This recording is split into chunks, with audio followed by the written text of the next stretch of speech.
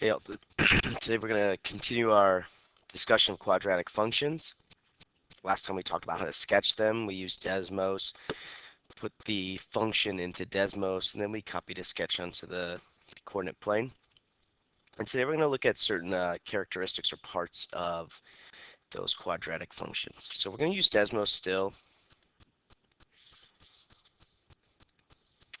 and we can graph these functions the same way. I can type them in. And you want to be careful. You want to make sure you use that little a squared thing there for um, the second power. And we can get our function. And I want to look at some important parts of this quadratic graph. So we have a really important point right down here where the graph turns.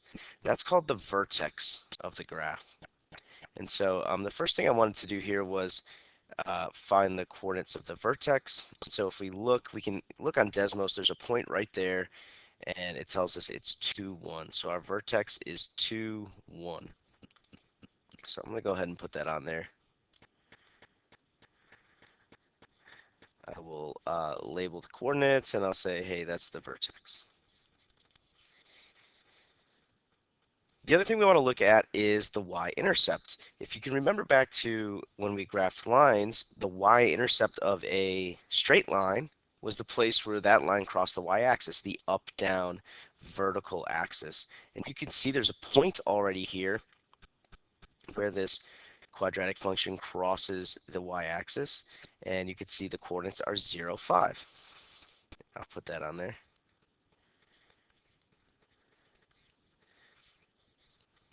That's our y-intercept.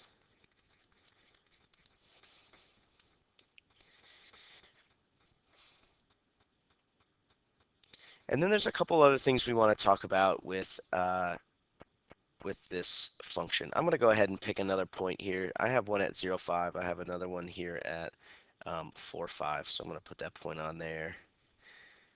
We don't have a special name for that. When we were sketching these, I used 3 points. One of them was the vertex. We just didn't really talk about what it was called. And then we picked 2 other points. So we'll use the y-intercept, the vertex, and then this other point. And I can sketch sort of what's happening here. So we can practice sketching our quadratic functions while we're talking about its special characteristics. The other thing that I'm asking to find here are the domain, and I said this all the possible x's, and the range, which is all the possible y's. So the domain basically is, if I were to keep putting points on this graph, what are all the possible numbers that I could have for x? X, remember, is the first letter in the coordinates. So remember, our coordinates are x comma y. So if I kept putting points on my function and I found the coordinates, what are all the possible first numbers? The reason we have arrows on the end of these is because they go on forever. So if this kept going on forever, it's forever and ever going to kind of slowly keep going more and more to the right. And here it's going to slowly keep going more and more to the left. Remember, left and right are x's. And so that means if we were to keep going and putting points on this thing and finding the x value, we would never get to a place where there was no x. And so it goes on forever.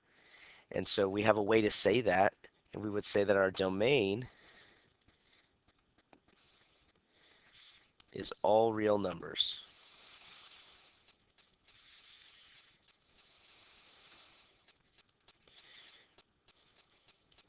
We won't get too deep into what a real number is. We can talk about it a little bit in class. But basically, for any number there is, we could have a point on this function with an x value of that value. The range is all the possible y's. What are all the possible second numbers in my coordinates? So what are all the possible y's? Well, when I look at my vertex here, all the rest of my points go up from the vertex. So this is actually the lowest that my graph gets. And by the way, we call these things parabolas. This is the lowest my parabola gets. So if I look at the y of my vertex, that's going to be the smallest y value um, that I can have. Every other y value is going to be greater, so we're going to say that our y values are greater than or equal to that y value of my vertex 1. So if I go put any point on this parabola, no matter where it is, if I could keep going on and on forever, none of the y values are going to be smaller than 1.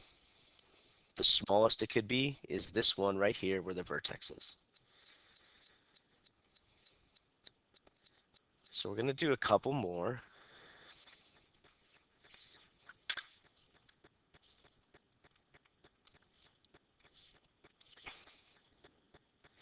And you should be following along doing this on Desmos as well. If you need to pause so that you can get the equation in or copy something down, like the domain range, if you need to rewind and listen to me explain any of those things again, or if you need to raise your hand and ask me to explain it to you, or ask a question about it, please make sure you do that.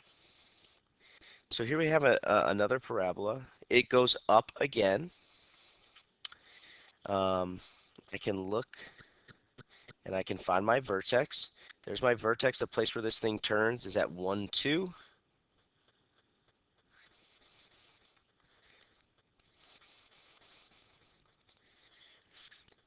Here's my y-axis. The place where this thing crosses the y-axis, 0, 3. I'm sorry, y-intercept. I think I'm saying y-axis. It's the place where it crosses the y-axis. Then I could put another point on here. You can see these things are symmetric, so we can usually uh, go to the other side of the vertex right over here. The more you do these, the more you'll realize that you can do that and you'll get comfortable with it. We could also find that point right there. I could get pretty close to it, 2, 3. I can sketch this.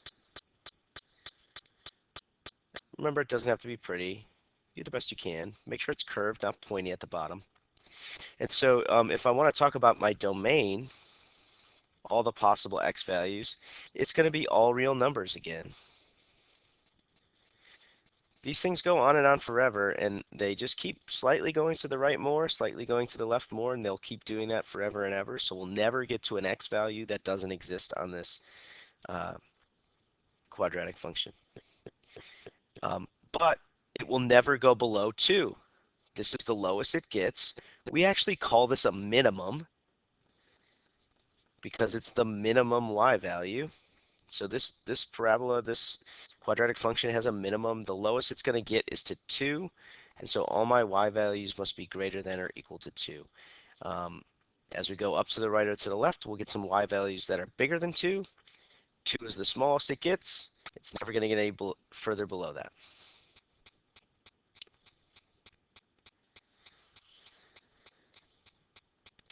I want to do one more before I have you try one.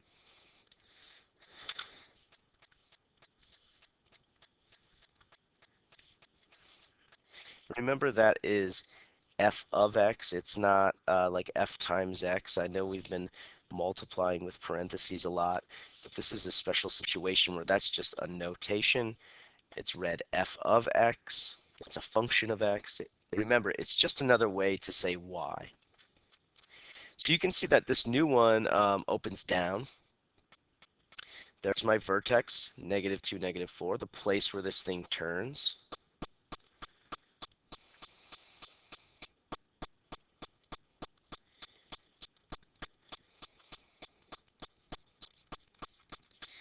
And I could go find the place where it crosses the y-axis at 0, -8.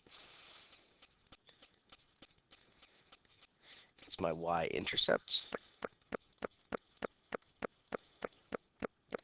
I could go find another point on here, and again, you'll get good at this the more you practice, and we can do the best we can to sketch it.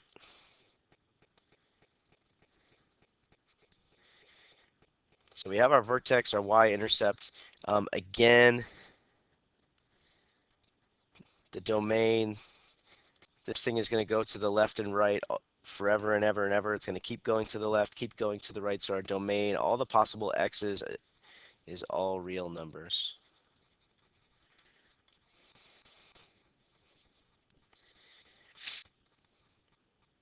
And in this one, we actually have a maximum. This is as high as our function gets in the y direction, -4.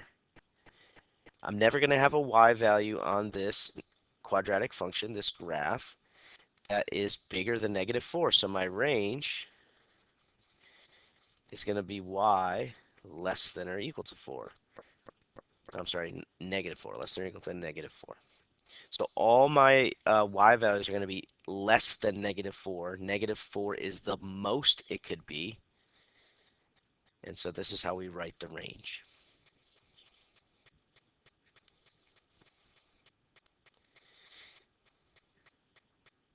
So I do want you to try one, give that one a try. If you need to go back and watch one or more of the other ones that I just did again so that you can get the hang of it before you try it, go ahead. But make sure you pause right now before I do it. Try it yourself. If it's wrong, that's okay. Make sure you ask for help. But please do pause it right now, try this, and then press play, and I will have the answer.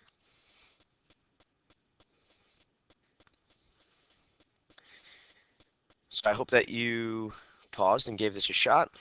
Here it is on Desmos. I went and picked off my vertex -2, 2, my y-intercept 0, -2, picked off another point there, -4, -2 that I put over here just so I can make my parabola. My domain's going to be all real numbers again because this thing's going to keep going to the left and right forever. And my range, this is a maximum again. That means all my y values are going to be less than that. All my y values are going to be less than 2. So my range is all y values that are less than or equal to 2. 2 is the max. Everything else below that will work. Anything else bigger than 2 won't work. All right, that's it, everybody. If you do have questions, please make sure that you ask me or you at least write them down so you can ask me later.